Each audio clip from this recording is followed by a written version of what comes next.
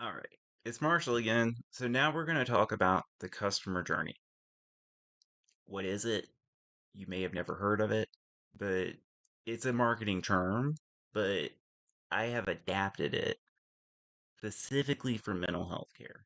So I'm going to explain how I've adapted the standard customer journey and how this has a lot to do with your practice, how you market, and how you view marketing and your success. So let's get into it. All right. So, like I said, the customer journey is a standard thing in marketing. Any competent marketer will know this. And remember, I've said before, and if you haven't heard it, there is a difference between a marketer and a button pusher. A button pusher is what I call someone who is good with computers and they just decide that they're going to open a marketing agency because they can get through the steps it takes to run a Google ad or a Meta ad. That does not a marketer make, right? Your ability to successfully launch an ad campaign does not make you a marketer. Anyone who tells you that they're a lead generation agency is more than likely a button pusher. That's what they do. They don't put any thought behind it. They're just stamping out the same ad over and over again because it worked once and they think it'll work again. They're probably not going to attract your ideal client. They don't really care about cost or effectiveness or how well that client meets your criteria for a client. That's a button pusher. Avoid button pushers. So let's talk about how a marketer views things with the customer journey. Oh, wrong slide. Sorry. Get in that. Oops. So the customer journey in mental health care, like I said, is a very unique. I have adapted the standard marketing customer journey. And just so you know, the standard marketing customer journey is always the same. It's awareness, consideration, evaluation, conversion, and retention. And I usually add another one, promotion. So that's the standard journey. But now I'm going to tell you how that standard journey plays into mental health care and the customer journey for mental health care. So every client goes on a journey. You know that. We all know that. So here's how it works. Successful practices embrace the concept of the customer journey. They know that there is a customer journey, they recognize it, and they want to do something with it. So let's talk about the customer journey and how that influences your marketing and why it's so important that you understand it. So we'll start with a fictional client. They have been feeling bad, they're not doing well, they're sad, they're depressed, maybe years. It's just getting worse, it's not getting better. They finally acknowledge something is wrong. That is the awareness part of the customer journey in mental health care is they're aware that there's something wrong, that they're an angry person, that they are in a bad mood all the time, that something, that their relationship is on the rocks. So, pick your area of practice and there is an awareness part and then an acceptance part. They accept that they have to do something. So then they start researching, Googling.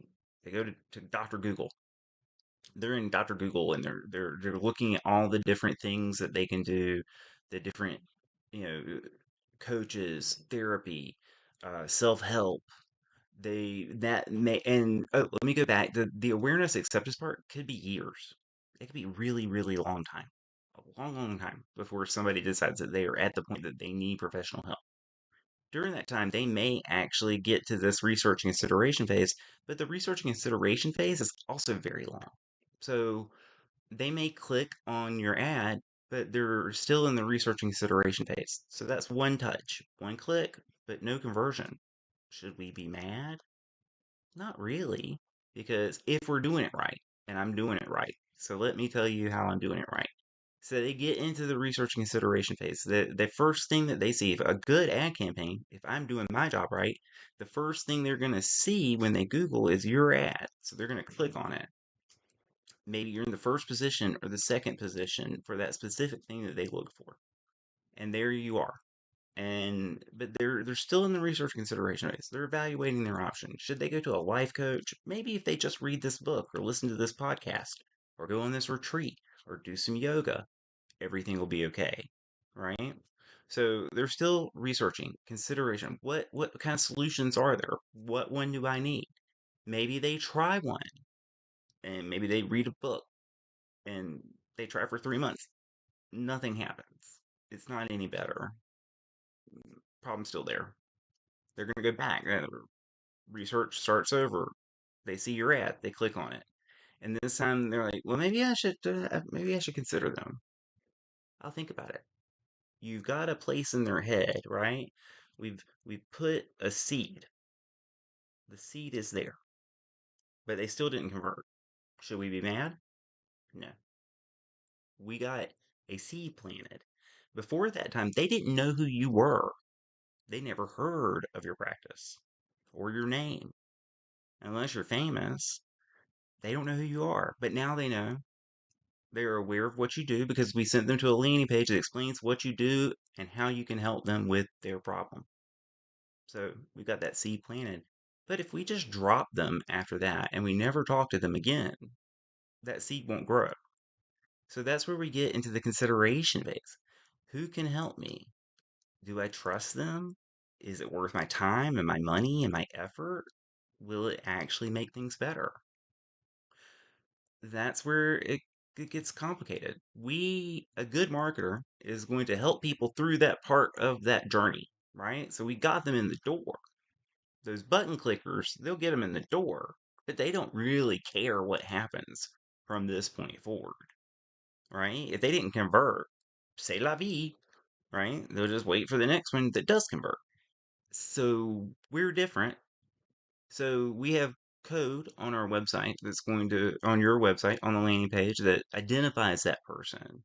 And now we know that they clicked on it. And then we can use technology to remarket them. So they came to you through a Google ad. Well, then they're going to see an ad on Facebook and Instagram.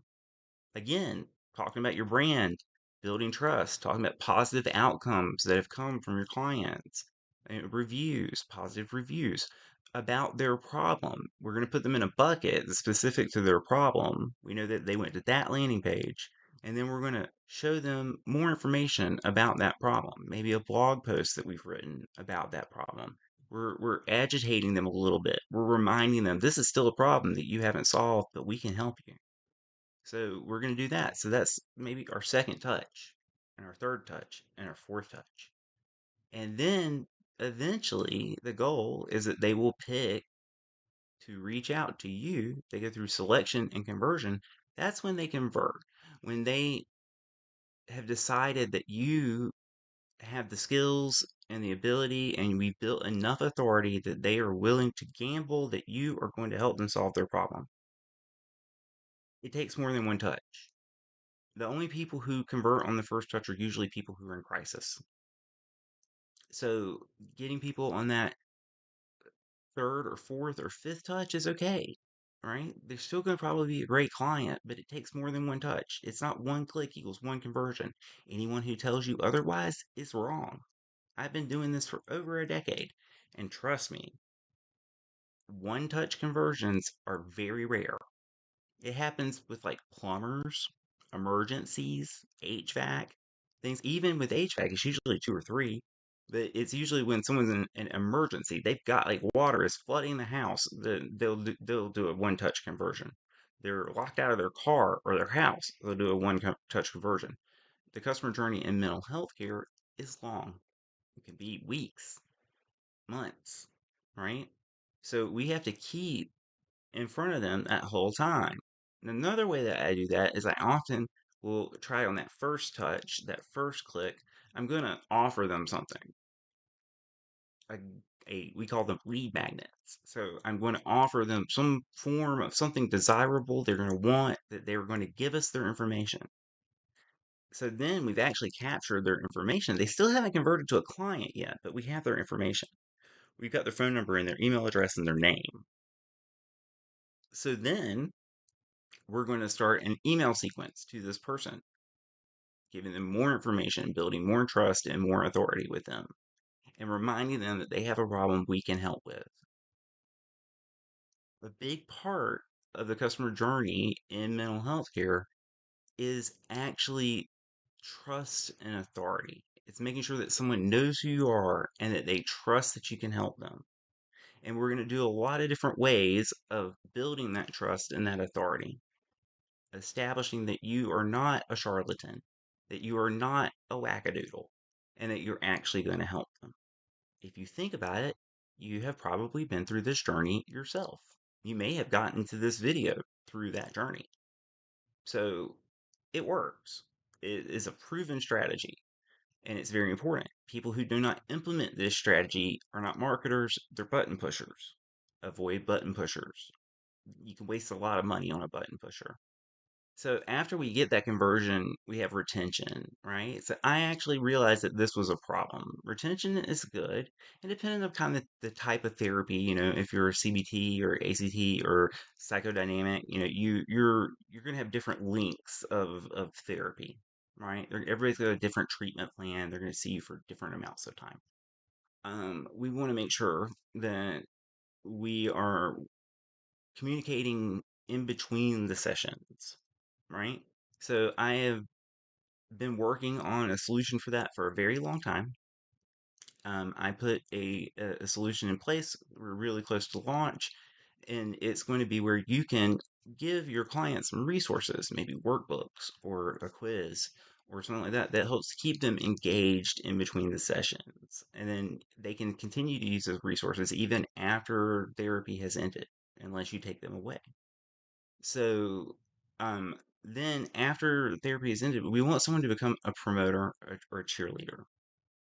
We want them to, if they're having lunch with their friend and their friend's having a problem, even if it's not the same as their problem, we want their friend we want them to tell their friend, oh, I went to martial therapy and it was really great. Maybe you should try them out. I think that they can help you with that. That's great. Referrals are great. Referrals are free marketing, and we want that. And we also want them to leave you a review. Oops, misspelled review.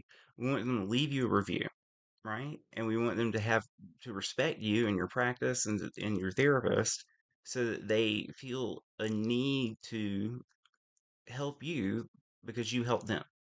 So that's the last stage of the customer journey. And if we do it right and we continue to engage those people and do check-ins through automation and things like that over time, then we can keep them a promoter and a cheerleader for a very long window.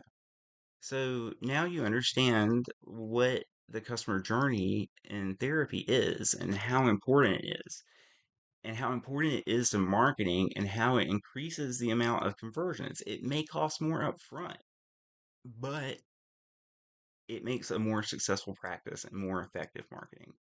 And like I said, everybody's unique and everybody's different. So the way that we execute that will be tailored just for your practice. There is no stamp, there is no Xerox machine. I do not have Minolta across my forehead. I am not a copier. So you'll get a custom solution just for you. So if you're more interested in the customer journey, schedule your meeting. Let's talk and let's talk about the customer journey for your clients and how it applies to you.